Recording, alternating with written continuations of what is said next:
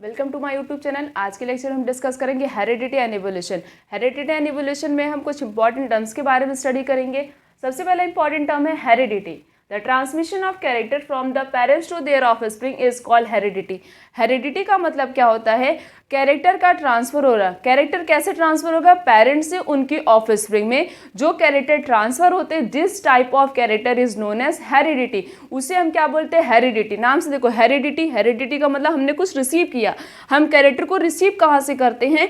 अपने पेरेंट्स से रिसीव करते हैं, और इसी कैरेक्टर को क्या बोलते हैं? जो कैरेक्टर ट्रांसफर हो रहा है पेरेंट्स उनकी ऑफस्प्रिंग में, this is known as heredity. Then next is variation. नाम से पता चल रहा है वेरिएशन का मतलब क्या होता है? डिफरेंस क्रिएट होना किसी भी दो इंडिविजुअल में। डिफरेंस देखते क्या है definition? The difference in the character among the individual of species is called variation. दो स्पीसीज के बीच में जो डिफरेंस क्रिएट होता है उसे हम क्या बोलते हैं? वेरिएशन। जैसे दो फ्रेंड हैं, दोनों फ्रेंड सेम नहीं होंगे, मतलब उनके पास भी आई, नोज, ईयर सब होगा, बट एग्जैक्ट नहीं होगा, सेम नहीं होगा। तो क्या हो रहा है? दोनों के बीच में क्या है? वेरिएशन है। उसी को हम क्या बोलते हैं? वेरिएशन बोलते हैं। देन नेक्स्ट इज, अब ये डोमिनेंट जीन। हमने तो जीन के बारे में स्टडी किया है। जीन क्या होता है? जीन क्या है? यूनिट है। किसकी यूनिट है? हेरिडिटी की यूनिट होती है। अब बट हमने डोमिनेंट जीन और रेसिव जीन के बारे में कभी बात ही नहीं की है। तो डोमिनेंट जीन क्या होता है? डोमिनेंट जीन का मतलब होता है the gene which decide the appearances of organism among in the even in the presence of an alternative gene is called dominant gene। अब ये dominant gene का मतलब होता है, जैसे एग्जाम्पल में capital T capital T, capital T small T. हम दो एग्जाम्पल लेके समझते हैं। कैपिटल टी, इसमें दोनों ही क्या होते हैं? डोमिनेंट।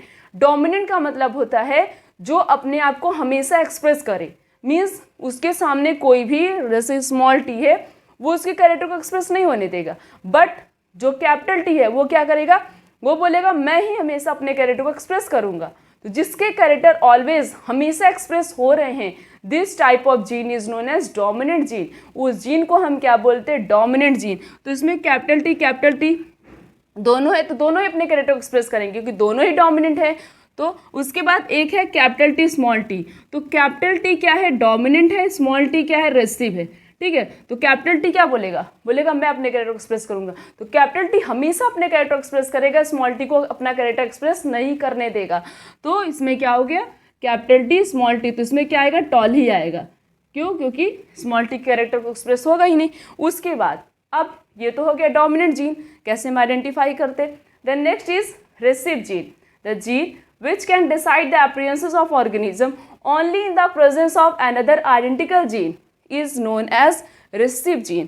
अब इसका क्या मतलब हो गया? आइडेंटिकल जीन का मतलब, जैसे कैपिटल टी दोनों ही क्या आइडेंटिकल, स्मॉल टी दोनों आइडेंटिकल हैं, सेम है।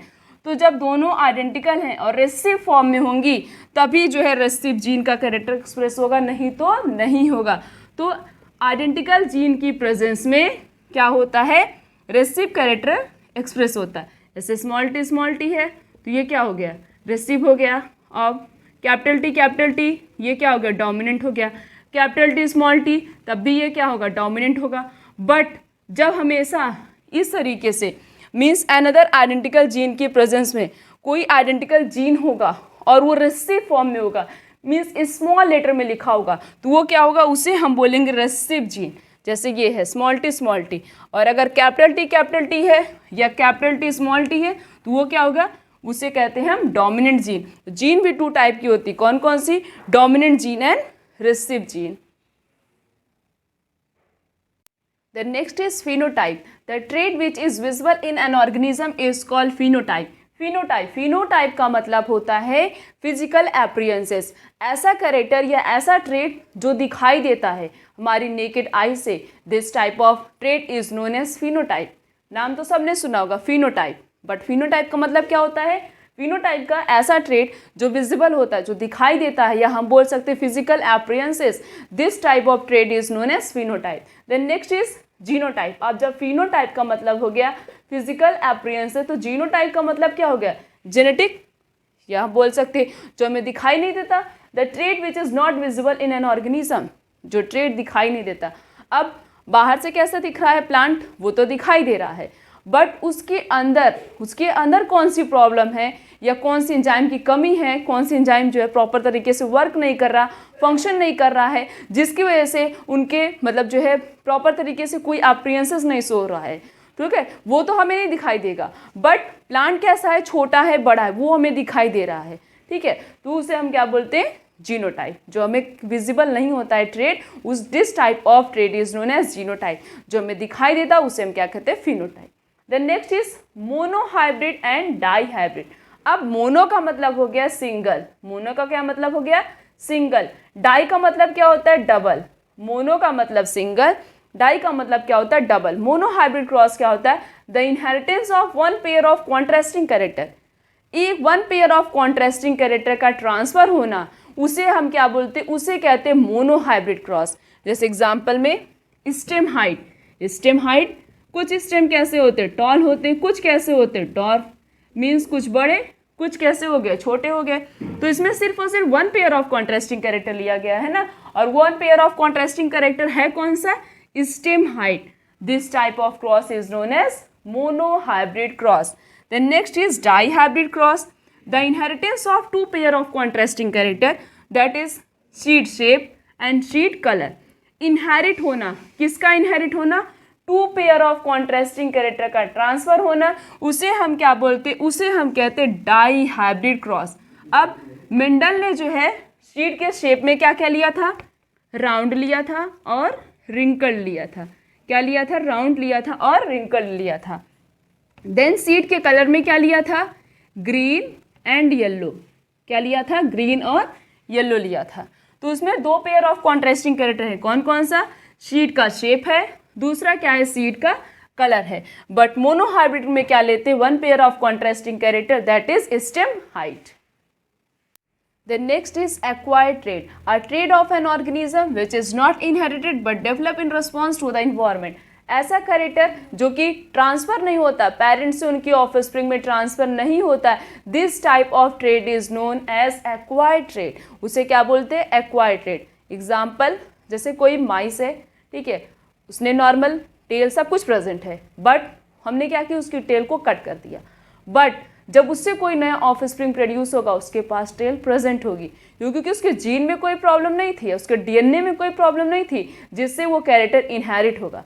जब तक डीएनए में कोई भी चेंजेस क्रिएट नहीं होंगे, रिप्रोडक्टिव सेल में कोई चेंजेस क्रिएट नहीं होगा, तब तक कैरेक्टर जो है पेरेंट्स उनके ऑफस्प्रिंग में ट्रांसफर नहीं होता। उसे हम क्या बोलते हैं, उसे हम कहते हैं acquired trait. Then next is inherited trait, a trait of organism which is caused by a change in its gene is called inherited trait। Simple term में पेरेंट्स से उनके ऑफस्प्रिंग में जो कैरेक्टर ट्रांसफर होता है उसे हम क्या बोलते हैं, इनहेरिटेड ट्रेट। जो कैरेक्टर हम रिसीव करते हैं अपने पेरेंट्स से, this type of trait is known as inherited trait. Then next is evolution. अब इवोल्यूशन का सिंपल अगर हम बात करें तो चेंजेस, जितने भी इन्वायरमेंट में चाहे चेंज क्रिएट हो, चाहे वो एनिमल्स में चेंजेस क्रिएट हो, उसे हम क्या बोलते हैं, इवोल्यूशन। कोई नया चीज इवॉल्व हुआ है, इवोल्यूशन हुआ है उसका। जैसे it is a sequence of gradual change which take part place in the primitive organism. पुराने किसी ऑर्गेनिज्म में क्या हुआ, कुछ चेंजेस क्रिएट हुए, जिससे क्या हुआ, कुछ साल बाद जो है नए स्पीसीज का फॉर्मेशन हुआ, नए स्पीसीज क्या हुए, प्रोड्यूस हुए। तो इसमें हुआ क्या, इसमें प्रिमिटिव ऑर्गेनिज्म में चेंजेस क्रिएट हुए, जिससे न्यू स्पीसीज का क्या हुआ, फॉर्मेशन हुआ। उसे हम क्या बोलते हैं, उसे हम कहते हैं इवोल्यूशन। इवोल्यूशन का मतलब क्या होता है, changes. The next is homologous organ. Those organ which have the same basic structure but different function is known as homologous. होमो का मतलब क्या होता है, होमो का मतलब होता है सेम। होमो का क्या मतलब होता है, सेम। ऐसा ऑर्गन जिसके पास सेम बेसिक स्ट्रक्चर, मीन्स उनका स्ट्रक्चर सेम हो बट वो फंक्शन अलग अलग परफॉर्म करते हो, उसे हम क्या कहते हैं, उसे हम कहते हैं homologous organ. Then next is analogous organ. क्या होता है, those organ which have the different basic structure but have similar appearances and perform a similar function। ऐसा ऑर्गन जिसका स्ट्रक्चर डिफरेंट हो बट वो फंक्शन सेम परफॉर्म करता हो, उसे हम कहते हैं एनालॉगस ऑर्गन। देखो, होमो का मतलब क्या था, same structure and different function, but analogous में क्या था, एनालॉगस में है different structure and same function. दोनों एक दूसरे के क्या है, अपोजिट है। Then next is fossil, the remain of dead animals and plant that live in the remote past. देखो डेड किसी भी ऑर्गेनिज्म का मीन्स किसी, चाहे वो प्लांट हो चाहे वो एनिमल हो, जो अर्थ के अंदर पाए जाते हैं, ठीक है, हमारे सेडिमेंट के अंदर पाए जाते हैं, अर्थ के सेडिमेंट में प्रेजेंट होते हैं, उसे हम क्या कहते हैं, उसे हम कहते हैं फॉसिल। बहुत सारे ऑर्गेनिज्म तो ऐसे हैं जिनका हमें स्ट्रक्चर नहीं पता है, उनके फॉसिल से उनके स्ट्रक्चर को बनाया गया। जैसे डायनासोर को किसी ने नहीं देखा है, बट डायनासोर का क्या मिला था, फॉसिल मिला था, जिससे उनके स्ट्रक्चर को आइडेंटिफिकेशन की गई, बना दिया गया उनको उसी के स्ट्रक्चर से। ऐसे बहुत सारे प्लांट, बहुत सारे एनिमल हैं जिनका जो है फॉसिल ही मिला था और उसी फॉसिल के बेस्ड पे क्या बनाया गया, उनके स्ट्रक्चर का फॉर्मेशन किया गया, उनके स्ट्रक्चर को बनाया गया है। Then next is speciation, the process by which new species developing from the existing species. ऐसा प्रोसेस जिससे नए स्पीसीज का फॉर्मेशन होता है। कहाँ से होता है, किसी पुराने स्पीसीज से।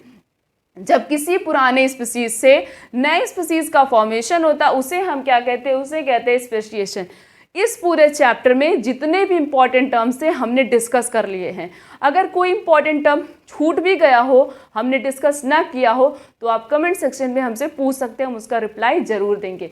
मैंने अपने हिसाब से पूरा डिस्कस कर लिया है, फिर भी अगर कुछ छूट गया हो तो आप अपने कमेंट सेक्शन में हमसे पूछ सकते हैं और हम उसका रिप्लाई ज़रूर देंगे। आज का लेक्चर यहीं तक, थैंक यू।